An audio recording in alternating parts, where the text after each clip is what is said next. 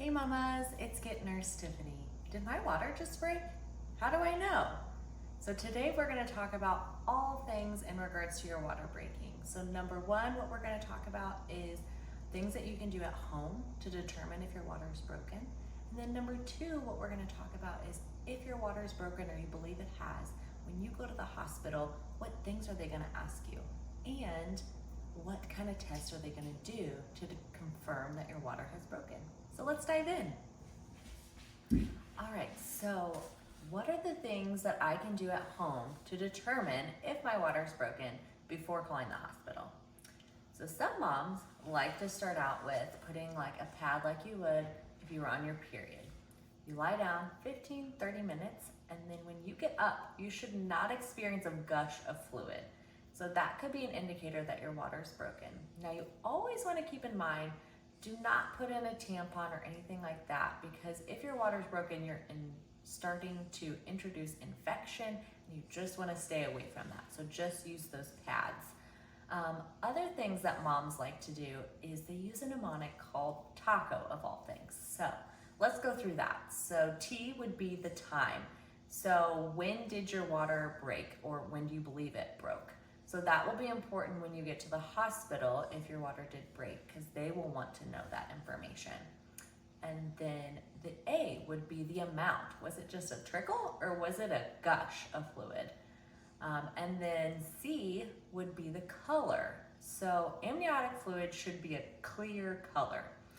Now, if you have something that looks more like urine, like a yellowish color, or even a green color, if that's the case, you do need to call the hospital, because they'll want to know that as well, that it's like a greenish color, because that could be the baby passing what's called meconium, or a stool, their first stool, there inside the womb.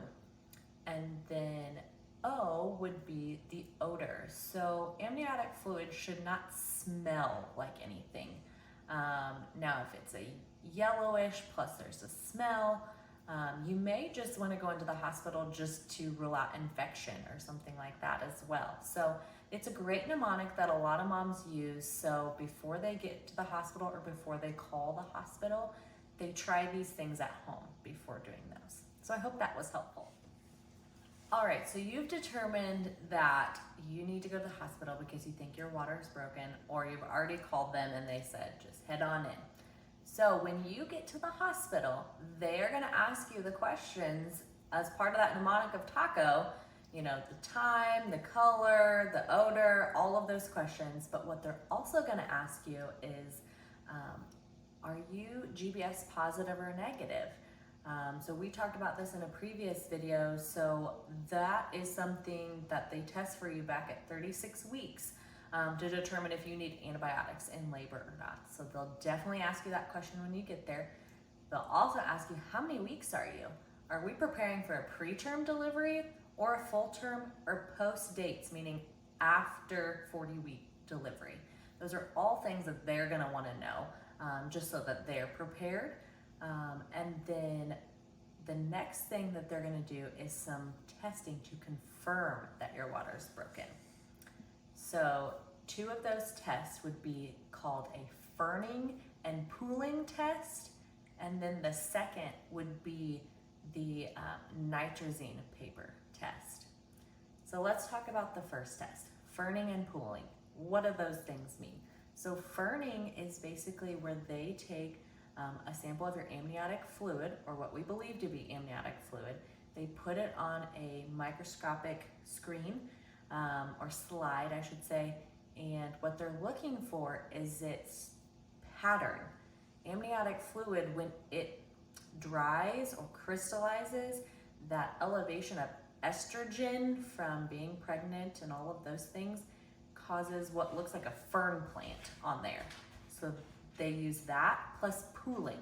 So what they'll do is a exam where they put a speculum in, and what they're looking at is that vaginal vault. So right inside, is there fluid that's just pooling right there? Both of those tests combined can be a good confirmation that your water is broken. Now the second test is a nitrazine paper test. So basically they take a test strip that is looking at pH levels. So Normally the test looks yellow. Now what they'll do is they'll do 2 fingers in the vagina and they will get a quick sample with the amniotic fluid on the nitrazine paper. What shouldn't happen if your water has not broken is it shouldn't change colors. Now if it has broken, it will change from that yellowish color to blue, meaning the pH level on there has indicated that your water is broken. So these are 2 tests that they do that can confirm that indeed your water has broken. So did we find out if our water is broken? So I hope you enjoyed this video of going over if your water is broken, things you can do at home, and then also when you get to the hospital, things to know, tests they're gonna do. So these are all great things to keep in mind, especially as you near towards the end of your pregnancy, and your water could break at any moment, you don't know. So I hope this was helpful. If you like this video, please hit that like and subscribe below, and you can find more information and resources just like this on my website at healthiercarbon.com.